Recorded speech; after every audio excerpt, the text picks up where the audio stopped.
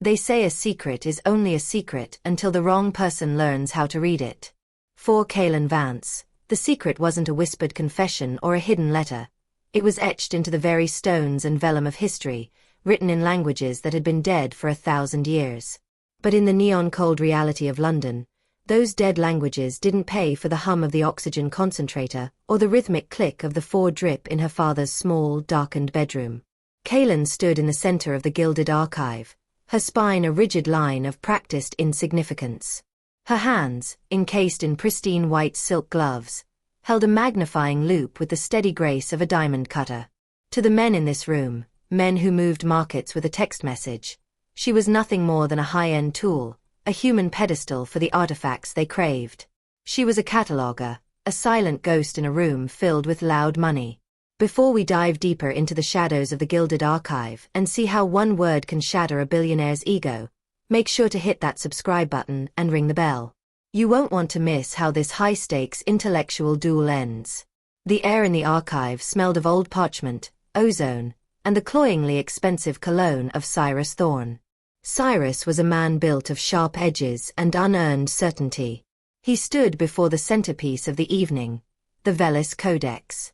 It was a manuscript that shouldn't exist, an 11th century relic written in a cryptic, swirling variation of Old Church Slavonic that had baffled scholars for decades. To Kaelen, the script was a symphony. She could see the frantic heartbeat of the monk who had penned it, the way his hand trembled as he recorded things that were never meant for the eyes of the uninitiated. To Cyrus, it was just a trophy. He leaned in, his breath fogging the glass of the display case, a violation of protocol that made Kaelen's skin crawl.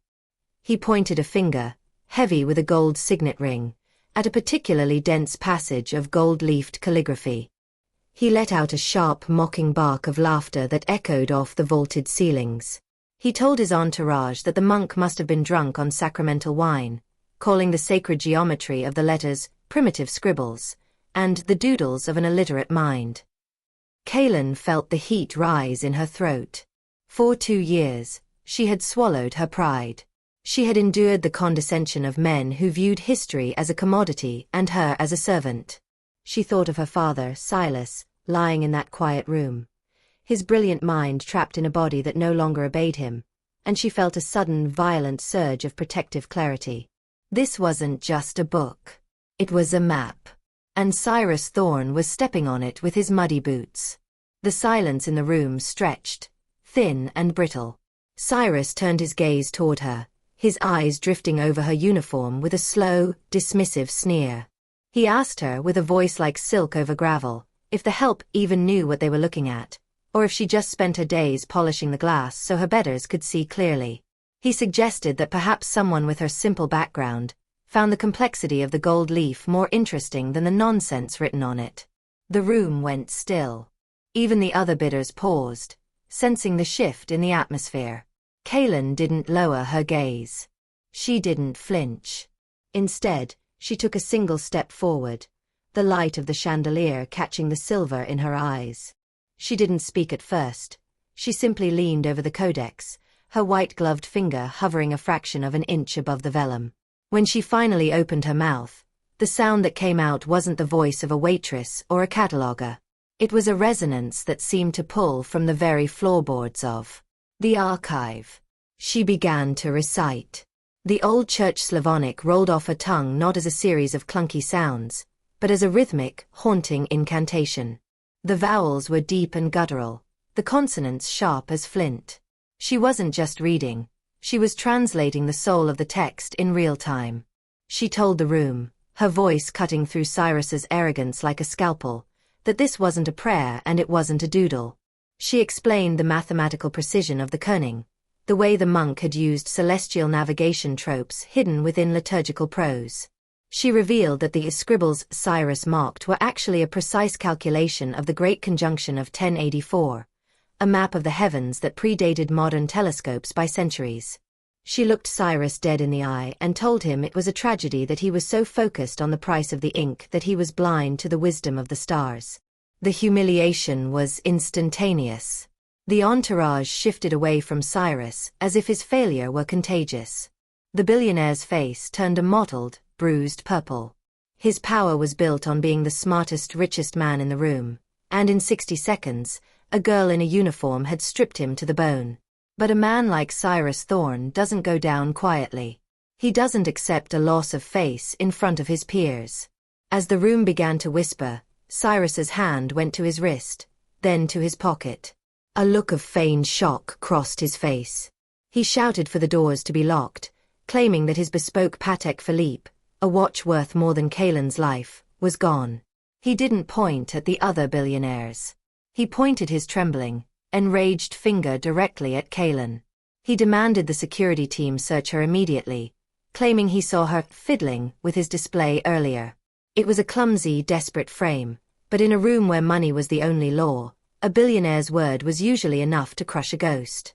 If you're enjoying this battle of wits, don't forget to drop a comment below. Have you ever seen someone use their intelligence to shut down a bully? Let us know. The security guards, massive men in black suits, moved toward her.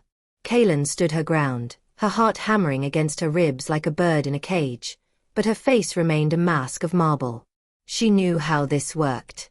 In the world of the ultra-wealthy, the truth was often the first thing to be auctioned off.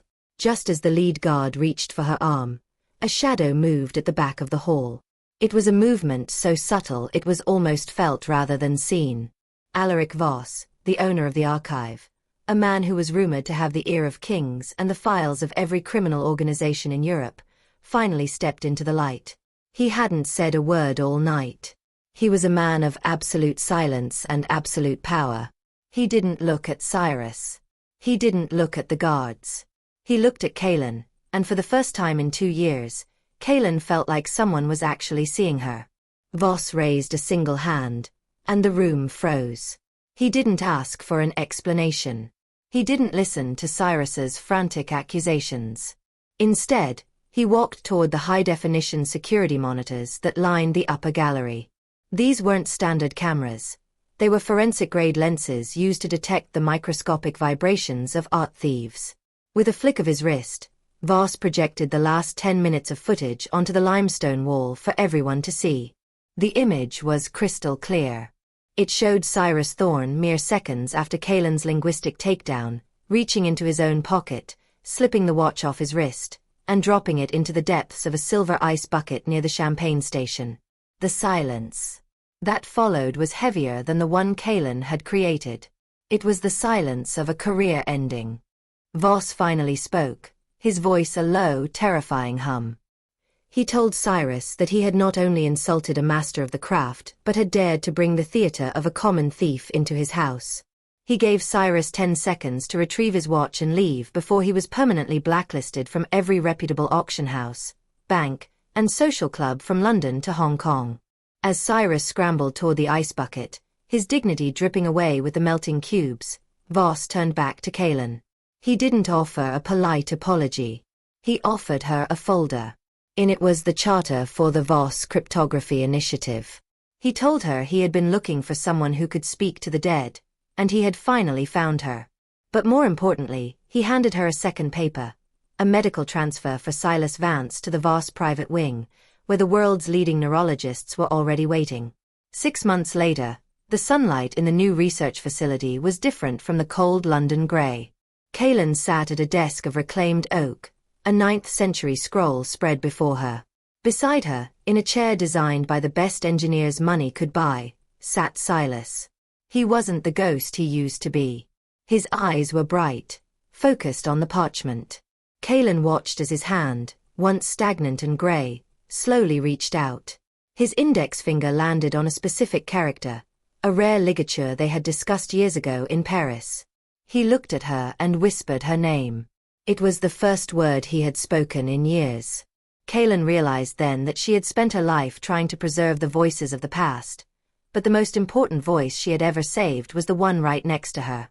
She was no longer a silent handler of other people's treasures. She was the architect of her own history. The transition from the sun-drenched corridors of the Sorbonne to the subterranean chill of London's elite underground had been a slow, agonizing descent. To understand why Kaelen Vance was willing to stand like a statue while Cyrus Thorne breathed his arrogance into her space, one had to understand the weight of the silence she lived in every night. Before the gilded archive, before the white silk gloves and the predatory glint of auction lights, there was Paris. Kaelen had been the youngest doctoral candidate in the history of the paleography department, a girl who treated ancient vellum like living skin. She didn't just study history, she felt the pulse of the scribes who had labored over every stroke. Her father, Silas, had been her mentor and her greatest rival, a man who could look at a fragment of scorched papyrus and tell you the humidity of the room where it was written. They had been a team of two against the world of academia, living in a small, cluttered apartment overlooking the Seine, where the smell of old paper and espresso was the only air they needed. But fate has a way of rewriting even the most beautiful prose. The stroke hadn't been a sudden explosion. It was a quiet theft. One moment Silas was laughing over a misinterpreted joke in a Latin text, and the next, the light in his eyes had retreated into a place Kaelen couldn't reach. The diagnosis was locked-in syndrome, a cruel, irony-laden fate for a man whose life was built on communication. He was there, fully conscious, a brilliant mind trapped in a biological vault, unable to move a muscle or utter a syllable. If you're finding Kaelen's journey from the heights of Paris to the depths of despair gripping, don't forget to hit that like button. It helps us bring more stories of resilience like this to the channel. The medical bills didn't just arrive, they cascaded. The French healthcare system was robust, but the specialized neurological care Silas required, the kind that promised a path back to speech, was locked behind a wall of private American and British research institutes. Kaelen watched their savings evaporate in weeks. She sold their books first, thousands of volumes, each one a piece of her soul. Then she sold the furniture. Finally, she sold her future. She withdrew from her doctoral program, packing her life into 2 suitcases and moving Silas to a cramped, damp flat in a London neighborhood where the sirens never stopped screaming. The Gilded Archive was her last resort. She had applied for 100 academic positions, but without a finished degree and with the burden of a terminal care patient, the universities looked at her like a liability. Alaric Voss, however, looked at her like an asset. During her interview, he hadn't asked for her CV. He had placed a forged 15th century deed on the table and asked her to find the flaw. Kaelen hadn't even sat down. She pointed to a single S in the 3rd paragraph, noting that the ink's iron-gall ratio was 3% too high for the period's regional trade routes. Voss had nodded once, hired her on the spot, and then told her the most important rule of the archive. You are here to ensure the artifacts are seen, and you are here to ensure you are not. For 24 months, Kaelen lived a double life. By day, she was the ghost of the archive, a silent presence in a black uniform who handled the world's most forbidden treasures with a reverent touch that bordered on the holy. She watched the elite of the world treat history like a stock market, bidding on the blood and sweat of ancient civilizations while they checked their gold-plated phones. She saw men like Cyrus Thorne buy fragments of the Dead Sea Scrolls just to use them as conversation pieces at dinner parties. Every time she felt her temper flare, she pictured the blue glow of the monitors in her father's room and the astronomical cost of the experimental drugs that kept his brain from atrophy. The pressure of the silence was physical. It settled in her chest like lead. She spent her nights at Silas's bedside, reading to him from the texts she had catalogued that day, her voice the only bridge between his prison and the world. She would describe the texture of the vellum, the way the light hit the cinnabar ink, the hidden meanings she had decoded in the margins. Sometimes she thought she saw his eyelid flicker, a Morse code of the soul, but by morning, the hope would be swallowed by the cold reality of the Voss protocol bills.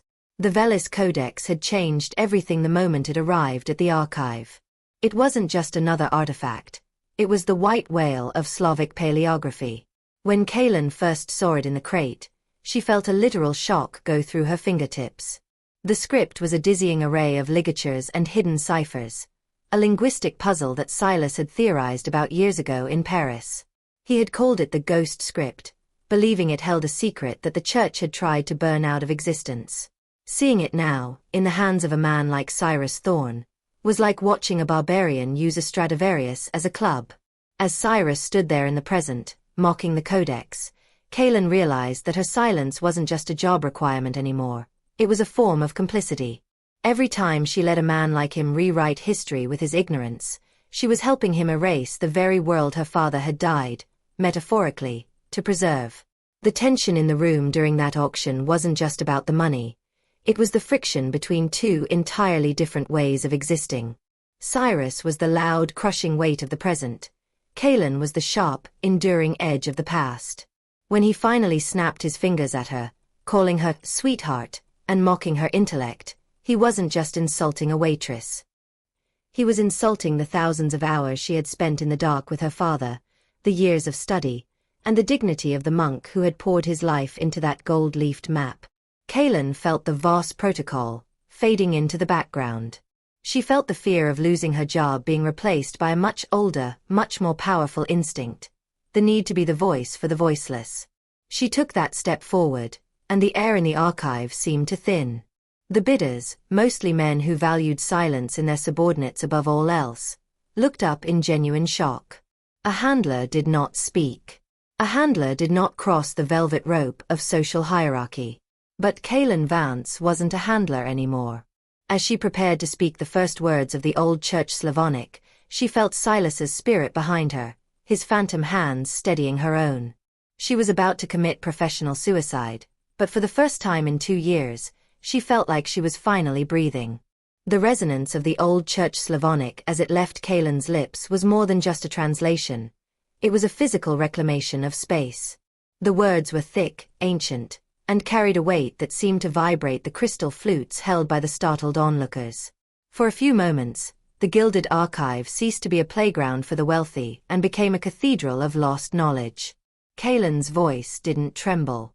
She spoke of the glagolitic roots of the script, explaining how each character was a mathematical coordinate, a hidden geometry that mapped the movement of Jupiter across the winter sky. She exposed these scribbles as a masterpiece of celestial mechanics, proving that the monk who wrote them was a scientist 1,000 years ahead of his time. Cyrus Thorne stood frozen, his mouth slightly agape, a look of primal confusion crossing his face. He had spent his life believing that anything he couldn't understand was beneath him. Yet here was a woman he had treated as a piece of the furniture, dismantling his entire worldview in a language he couldn't even name. The silence that followed her final word was absolute. It was the kind of silence that follows a lightning strike. Charged, heavy, and smelling of ozone. Kaelen didn't back away. She stayed within Cyrus's personal space, her eyes never leaving his. She was no longer a shadow, she was a mirror, reflecting his smallness back at him.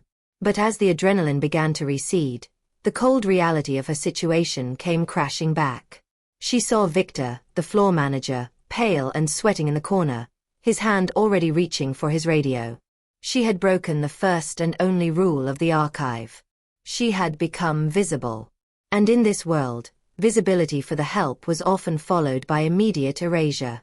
Kaelen thought of the oxygen concentrator in the flat, the one she had barely been able to afford the electricity for this month. She had just traded her father's life for a moment of intellectual triumph. The weight of that realization felt like a physical blow to her stomach. Before we find out if Kaelen's brilliance has cost her everything, take a second to share this video. You never know who needs to hear a story about standing up for the truth, even when the stakes are terrifyingly high. Cyrus's shock quickly curdled into a vicious, defensive rage. He realized that the room was looking at him not with respect, but with a burgeoning, mocking amusement. His peers, men who competed with him for every oil contract and tech merger, were beginning to snicker. He had been outclassed by a cataloger. To a man like Cyrus, that was a wound that could only be healed with blood, or at the very least, a total destruction of the offender's life. He didn't argue the linguistics. He knew he would lose. Instead, he reached for the only weapon he had, the power to ruin her reputation. "You think you're so clever," Cyrus hissed, his voice trembling with suppressed fury. He moved toward the display case, his movement jerky and uncoordinated. "You think these little parlor tricks make you one of us?" He paused, his hand dipping into the pocket of his bespoke charcoal suit. "Let's see how clever you are when the police arrive. My watch, the Patek Philippe 1518, it's gone. And you were the only one close enough to touch me." The accusation was like a grenade in the room. Theft in the Gilded Archive was a death sentence for a career. The archive dealt in trust as much as artifacts. A handler accused of stealing from a client would never work again, not even in a library, let alone a high-stakes vault. The guards, prompted by Cyrus's shout, began to close the circle. Kaelen felt a cold sweat break out along her spine. She looked at the ice bucket just a few feet away, her mind racing. She hadn't seen him drop it, she had been too focused on the codex, but she knew the mechanics of a man like Cyrus. He was a bully, and bullies always resorted to the same tired scripts when they were cornered. The lead guard, a man named Holloway who had always been kind to Kaelen in the break room, looked at her with a mixture of pity and duty. "Kaelen, please," he whispered. "Just tell me where it is. Maybe we can handle this quietly." "I didn't take it, Holloway," Kaelen said, her voice steady even as her world began to tilt. "He's lying. He's lying because I made him look like a fool, and he doesn't know how to be anything else." Cyrus let out a mockingly theatrical gasp. "She's delusional. Search her bags, search her locker. I want her stripped of that uniform and thrown into the street." He turned to the other bidders, his arms spread wide. "This is what happens when you let the help think they're scholars. They start believing they're entitled to our things." The tension reached a breaking point. Victor, the manager, was frantically trying to get Alaric Voss on the comms, but the owner's private office was notoriously shielded. The room felt smaller, the air thicker. Kaelen looked at the Velis Codex one last time. She had saved the monk's voice, but who was going to save hers? She thought of Silas, waiting in the dark for a daughter who might not come home tonight. She felt a tear prick at the corner of her eye, but she refused to let it fall. She wouldn't give Cyrus the satisfaction of seeing her break. "There will be no searching," a voice boomed from the upper balcony. The voice was not loud, but it had the frequency of a command. It was the sound of old stone and deep water. Everyone in the room turned as one. Alaric Voss was standing at the railing, his silhouette sharp against the backlit display of a Grecian urn. He didn't look like a businessman, he looked like a sovereign. He began to descend the spiral staircase, each footfall echoing with a slow, deliberate rhythm that seemed to sync with Kaelen's racing heart. Voss didn't look at Kaelen at first. He walked straight to Cyrus, who had suddenly lost his bluster, his posture wilting under the owner's gaze. Voss stopped 6 inches from the billionaire, his hands clasped behind his back. "Cyrus," Voss said, the name sounding like a disappointment. "In my archive, we deal in the provenance of things. We trace the history of an object from the moment it is born to the moment it arrives here. Do you really think I don't apply that same scrutiny to the people in this room?" Cyrus tried to stammer a response, but Voss held up a hand. The silence returned, more suffocating than before. The projection wall, which usually displayed the microscopic details of ancient coins and brushstrokes, flickered to life with a cold, digital hum. The footage was hauntingly clear, captured by the archive's multispectrum cameras. There was Cyrus Thorne, seen from an overhead angle that made him look small and frantic. The video played in slow motion. The room watched as Cyrus, while pretending to adjust his collar in the reflection of a display case, slicked his watch off his wrist with the practiced stealth of a pickpocket. Then, with a casual flick of his fingers, he let the $200,000 timepiece slide into the silver ice bucket. The gasp that went through the room was collective and sharp. It wasn't just the theft, it was the sheer, pathetic desperation of the act. Cyrus Thorne, the titan of venture capital, had been caught playing a cheap parlor trick to frame a woman who had simply outsmarted him. The power he had wielded minutes ago evaporated, replaced by a suffocating cloud of social suicide. In the circles of the ultra-wealthy, being a bully is often tolerated, but being a clumsy liar is an unforgivable sin. Voss didn't even look at the screen. He kept his eyes on Cyrus, who was now a pale shadow of the man he had been at the start of the evening. "The watch is in the ice, Cyrus," Voss said, his voice dropping to a whisper that carried further than a shout. "Retrieve it. And as you do, consider that your name is currently being purged from our registries. By tomorrow morning, every curator from the Getty to the Louvre will know that your word is worth less than the scrap paper in my wastebasket." Cyrus didn't argue. He didn't even look at Kaelen. He stumbled toward the ice bucket, his hands shaking as he fished out the dripping, frozen watch. The entourage he had arrived with had already moved to the other side of the room, effectively erasing their association with him. He slunk toward the exit, the heavy oak doors thudding shut behind him with a sound that felt like a gavel hitting a block. If you're cheering for Kaelen right now, let us know in the comments. Justice in these stories is rare, but when it hits, it's incredible. Make sure to stay tuned for the final batch to see how this life-changing moment translates into Kaelen's real-world survival. Voss turned to the room, dismissing the other bidders with a sharp nod. The auction is concluded for the evening. The codex is not for sale. The room cleared in minutes, the wealthy patrons retreating into the night, leaving Kaelen alone in the vast, vaulted space with the man who held her entire future in his hands.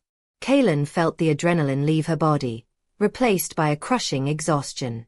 She expected the termination notice. She expected to be told to hand over her gloves and leave. Instead, Voss walked over to the Veles Codex and looked at it with a reverence she hadn't seen in any of the clients. He didn't touch it, he simply stood in its presence. You knew what it was, Voss said, not as a question but as an observation. Most scholars spend 40 years looking for the ghost script. You found it in 40 seconds. My father found it first, Kaelen said, her voice raspy. I just remembered what he taught me. He always said that history isn't dead, it's just waiting for someone to listen to it. Voss turned to her, his expression unreadable. I didn't hire you to be a handler, Kaelen. I hired you because I knew who Kaelen Vance was. I was a student of his in Paris, long before I traded my soul for an auction house.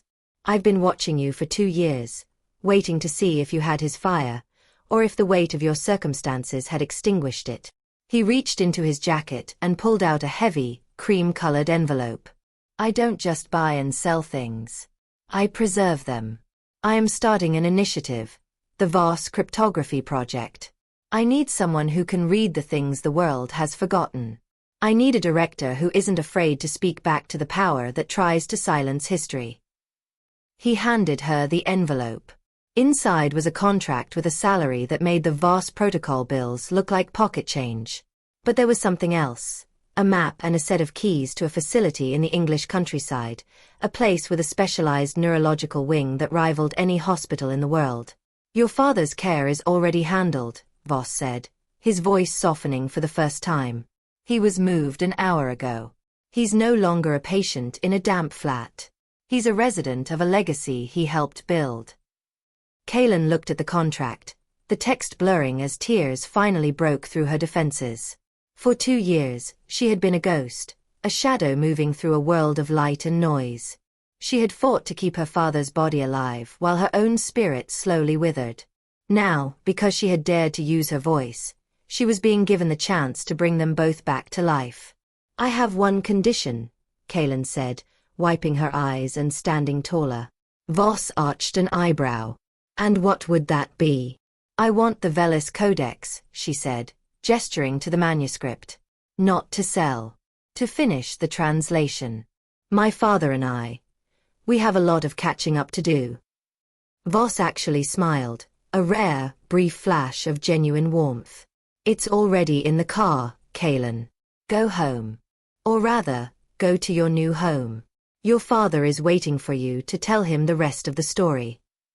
As Kaelen walked out of the gilded archive for the last time, the cold London air felt different. It didn't feel like a threat, it felt like a beginning. She was no longer the help. She was the historian. And for the first time in a very long time, the silence was finally over. The drive to the countryside was a blur of rain-slicked pavement and the steady rhythmic hum of the car's tires, a sound that felt like the ticking of a clock resetting itself. Kaelen sat in the back of the velvet-lined sedan, her fingers tracing the edge of the leather case that held the Veles Codex. For the first time in years, she wasn't calculating the cost of a bus fare or the remaining hours on a prepaid electric meter.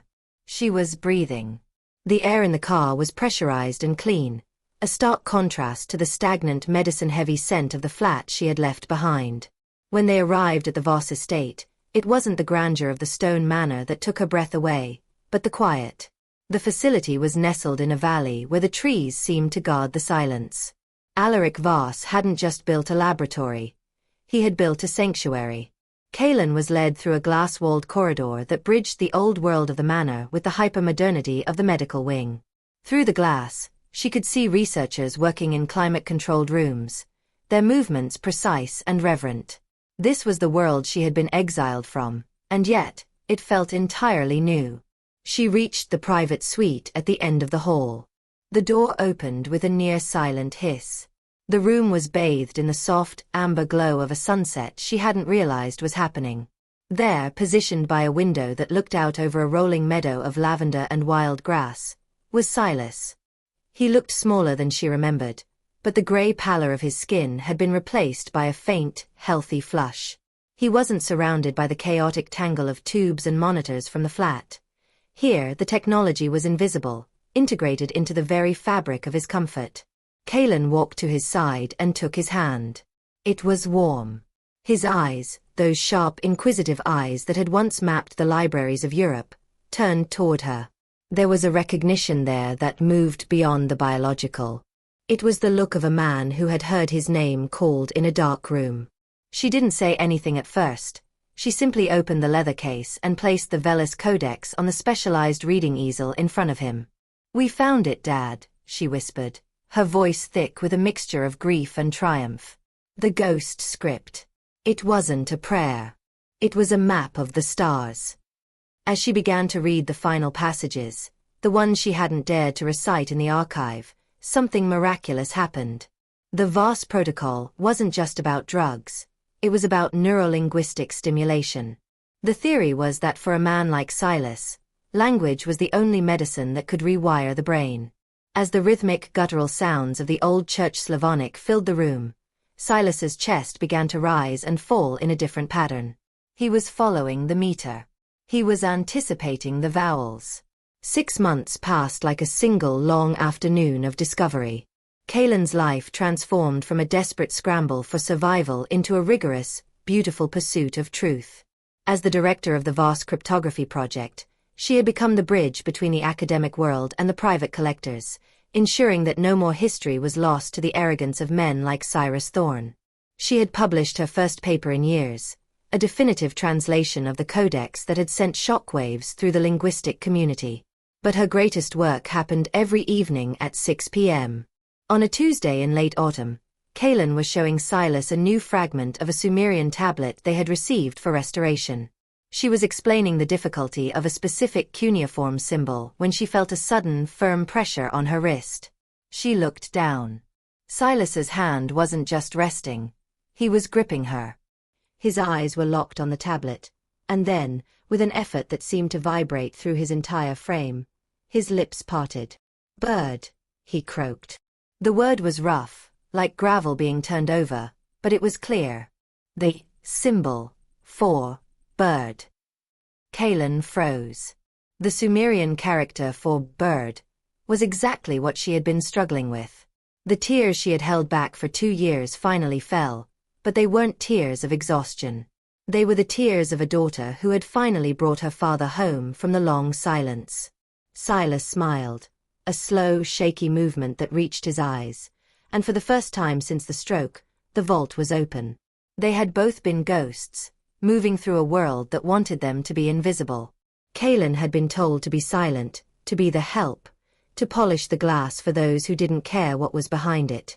But by reclaiming the languages of the dead, she had found a way to save the living.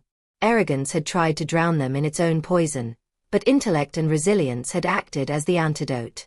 As the sun set over the Voss estate, Kaelen sat with her father, the two of them looking at the ancient texts together. They were no longer subjects of history, they were its authors. The Gilded Archive was a world away, a cold memory of a time when words were used to exclude. Here, in the light of the research wing, words were what they had always been meant to be. A way to be heard, a way to be seen, and a way to finally come home. Thank you for joining us on Kaelen's journey from the shadows to the light. If this story moved you, Please make sure to like the video and share it with someone who needs to hear that knowledge is the ultimate power. Don't forget to subscribe and hit that notification bell so you never miss our next deep dive into the extraordinary lives of ordinary people. What did you think of Silas's first word? Let us know in the comments below. We'll see you in the next one.